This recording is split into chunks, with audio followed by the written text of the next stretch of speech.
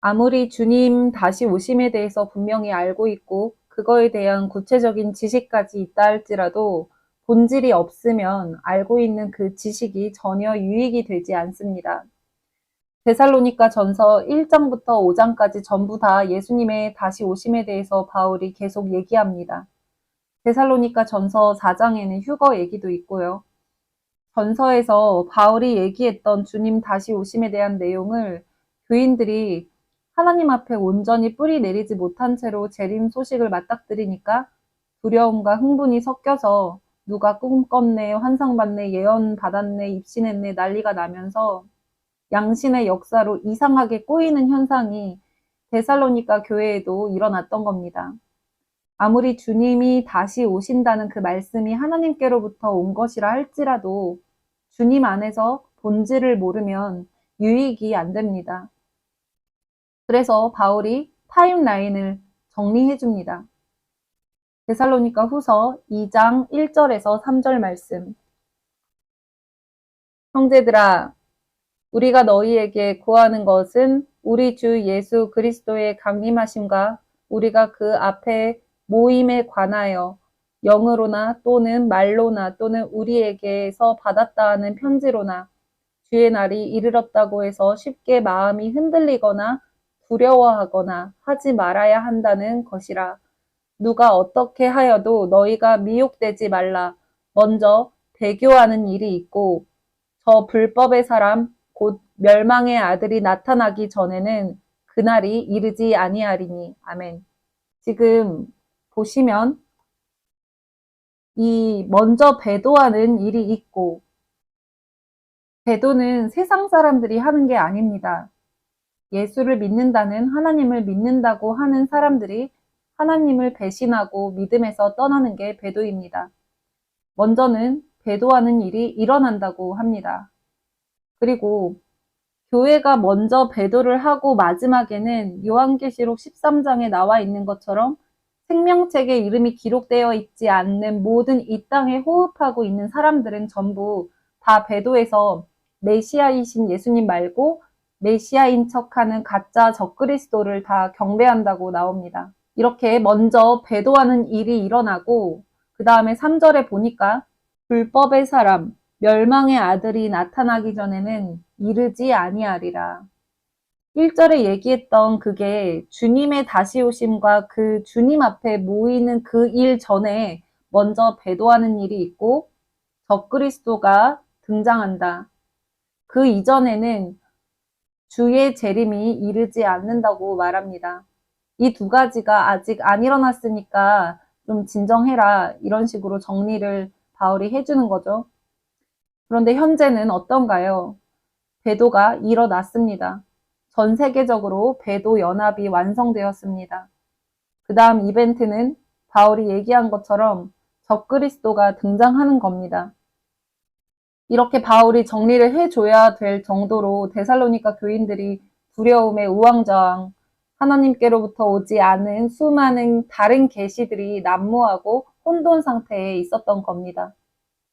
예수님께서 말씀해 주신 말세의 징조들, 해산의 고통처럼 빈도와 강도가 점점 세지는 난리와 이 소식들을 겪는 지금 이 시대가 주님 다시 오실 마지막 시대가 맞죠. 그런데 90년대에 다미선교회라고 아시나요? 이 다미선교회라고 있었고 이후 몇 번씩 이단들이 사고를 치니까 지금이 실제 말세임에도 불구하고 말세를 얘기하면 그들과 똑같은 종자로 이단 프레임이 씌워집니다. 가짜들이 왜 등장하겠습니까? 진짜가 있기 때문에 그렇죠. 예수님이 진짜니까 기독교에만 유독 이단이 많은 겁니다. 사탄의 전략은 역사 동안 늘 진짜가 오기 전에 꼭 가짜를 먼저 뿌려 놓습니다. 혼미함 속에 진짜를 못 받아들이게 하려는 전략이죠.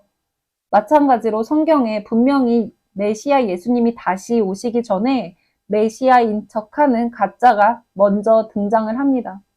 이후 진짜이신 예수님이 오셔서 모든 무기를 다 농기구로 만들어 전쟁은 그치고 참 평화가 임한다는 하나님의 말씀이 반드시 이루어질 텐데 그 그리스도께서 주시는 참 평화가 오기 전에 그 가짜 적그리스도가 가짜 평화를 가지고 옵니다.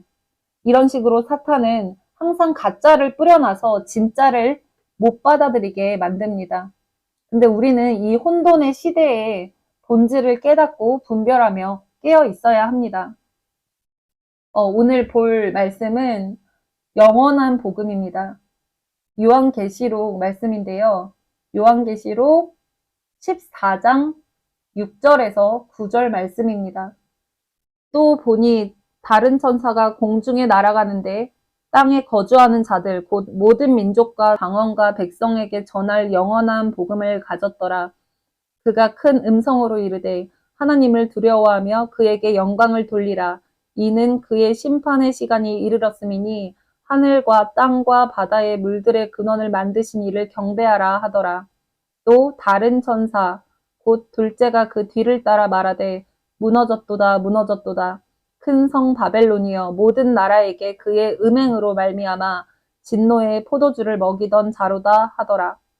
또 다른 천사 곧 셋째가 그 뒤를 따라 큰 음성으로 이르되 만일 누구든지 짐승과 그의 우상에게 경배하고 이마에나 손에 표를 받으면 그도 하나님의 진노의 포도주를 마시리니 그 진노의 잔에 섞인 것이 없이 부은 포도주라. 거룩한 천사들 앞과 어린 양 앞에서 불과 유황으로 고난을 받으리니 그 고난의 연기가 세세토록 올라가리로다. 짐승과 그의 우상에게 경배하고 그의 이름표를 받는 자는 누구든지 밤낮 쉼을 얻지 못하리라 하더라. 아멘. 이 마지막 때에 전해지는 영원한 복음 세 가지를 말씀해 주셨습니다. 첫 번째로 고통 가운데 죄의 심판이 일어난다. 그러니 하나님을 경외해라. 두 번째로 바벨론 음녀, 배도 교회들의 연합에서 구별되라. 배도에서 구별되라. 이게 두 번째고요. 세 번째는 짐승을 경배하지 말고 짐승의 표를 받지 말아라. 이렇게 세 가지입니다. 영원한 복음 이 세 가지 기준으로 실제 믿음이 확인되는, 테스트되는 시대가 바로 말세입니다. 주님 다시 오실 때에는 노아의 때와 같다고 말씀을 하십니다. 노아의 때에 몇십억, 거의 100억 가까이 살고 있었다고 나오는데 이 전 인류 중에서 노아 가족 8명 빼고 모두 멸망당했습니다. 주님 말씀에 오직 믿음으로 방주에 탄 사람이 전 인류 중에서 8명 뿐이었습니다. 이 내용들을 지식적으로 분명하게, 정확하게 정리가 되어 있어도 진짜 하나님과 똑바로 관계 맺지 않으면 아는데 심판 겪는 중에 하나님 아닌 다른 걸로 두려워하고 아는데 배도하고 아는데 짐승의 표를 받습니다. 저와 여러분이 이 마지막 때에 우리가 정말 붙잡아야 할 바가 무엇인가를 알고 주님 앞에 견고하게 서게 되기를 소망합니다. 결론부터 말씀드리면 하나님을 사랑하는 자, 예수님께서 말씀하시기를 나를 사랑하는 자는 내 계명을 지키느니라 라고 말씀하셨습니다. 이 본질만 제대로 붙들고 계시면 됩니다. 나를 사랑하는 자는 내 계명을 지키느니라. 이 말씀하신 본질에 대해서 자세히 좀 나눠 보려고 합니다. 먼저 영원한 복음 세 가지 중에서 첫 번째 내용, 심판하시는 하나님을 경외하라에 대해서 먼저 나누겠습니다. 요한계시록 14장 6절에 보면 천사가 전 세계 사람들에게 전할 하나님의 영원한 복음을 가지고 날아갑니다.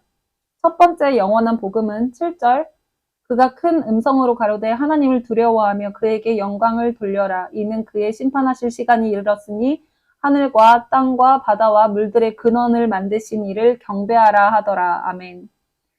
하나님의 심판이 있고 하나님을 경외하라입니다. 하나님께서 온 열방을 심판하신다는 것과 이를 보고 하나님을 경외하라는 것입니다. 이게 마지막 때에 전해질 영원한 복음의 큰 첫 번째 메시지입니다. 악을 미워하는 것이 곧 하나님을 경외하는 겁니다. 심판 주관자 되신 하나님만을 두려워하는 것. 공의의 하나님은 죄에 대한 심판을 반드시 하십니다. 이런 공의의 하나님이시지만 사랑의 하나님이기도 하셔서 심판 전에는 반드시 경고의 메시지를 주십니다. 하나님의 마음을 미리 안 자들, 하나님과 마음을 나누는 친구들, 선지자죠.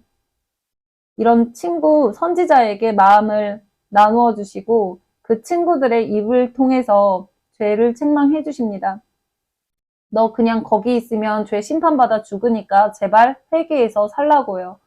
공의로 때릴 수밖에 없는데 때리는 게 목적이 아니시기 때문에 그대로 멸망당해서 죽기를 바라지 않으시기 때문에 제발 그 죄에서 빠져나와 살기를 바라시는 하나님의 애끓는 사랑과 자비하심으로 한 영혼이라도 더 살리시려고 심판을 오래오래 참으시며 미루신 겁니다.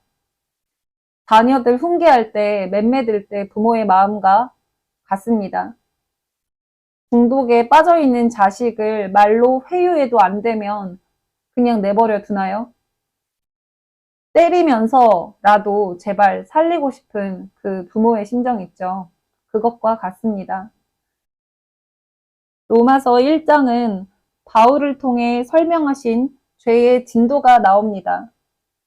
죄의 근본은 하나님 자리에 우상을 두는 것입니다. 순결하게 마음을 들여야 하는 신랑 자리에 우상을 두는 것. 이 영적 음란은 육적 음란으로 연결되게 되어 있습니다. 순결 100%가 아니면 음란한 겁니다. 깨끗한 물에 하수구물 한 방울만 떨어뜨려도 하수구물 되는 겁니다. 음란하거나 순결하거나 둘 중 하나. 영적 세계는 흑백 논리입니다. 오래 참아주시는 하나님의 자비로 죄지어도 당장 큰일이 안 나니까 이 정도는 괜찮네 하는 상태. 이게 점점 부끄러운 수치를 상실해서 점점 양심의 화인을 맞아갑니다. 짐승화 되는 거죠. 이렇게 선악이 뒤바뀐 시대, 악을 선하다 하고 선을 악하다 하는 시대. 이 끝판왕이 바로 적그리스도의 시대입니다. 동성욕, 결혼을 합법화하는 것처럼 불법이 합법되고 진리가 불법되어서 더 이상 회개할 기회가 사라지면 하나님도 더 이상 오래 참으실 이유가 없어지시기 때문에 심판이 쏟아지는 겁니다. 이 말세에는 전 세계의 죄의 진도가 거의 비슷비슷합니다. 하나님 말씀이 불법이 되면 진노의 심판이 임할 수밖에 없습니다. 마태복음 24장에 말세의 징조를 예수님께서 알려주셨습니다. 마태복음 24장 3절부터입니다.